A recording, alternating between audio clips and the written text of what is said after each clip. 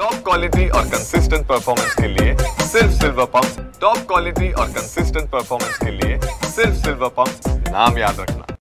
काल शहापूर येथील RS दमनिया स्कूलमध्ये स्वच्छतागृहांमध्ये मासिक पाळीचे रक्त आढळल्याने मुख्याध्यापिका यांनी महिला सफाईदार यांच्या माध्यमातून मुलींची आक्षेपार्ह अशी शारीरिक तपासणी केली।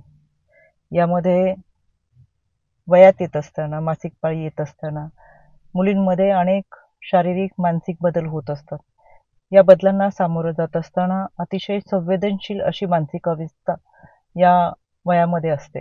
खरं तर हे प्रकरण अतिशय व्यवस्थित आणि संवेदनशीलरित्या हाताळणं गरजेचं असताना अशा पद्धतीने मुलींना शारीरिक तपासणीला सामोरं जाणं हे अतिशय निंदनीय आणि संतापजनक आहे। यामध्ये मुख्याध्यापिका, महिला सफाईदार, विश्वस्त यांच्यावर पोक्सो अंतर्गत गुन्हा दाखल झालेलाच आहे। यामध्ये मुख्याध्यापिका व महिला सफाईदार यांना अटक करण्यात आलेली आहे। त्याचबरोबर विश्वस्त व इतर 4 महिला शिक्षिका यांची देखील आज चौकशी सुरू आहे।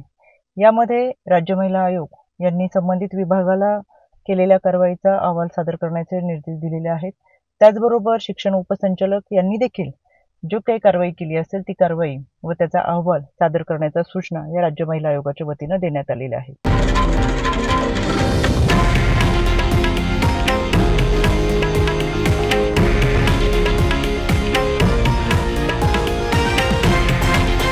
हे आहे देशातील नंबर 1 न्यूज नेटवर्क आणि आपण पाहत आहात TV9 मराठी, एकमेव।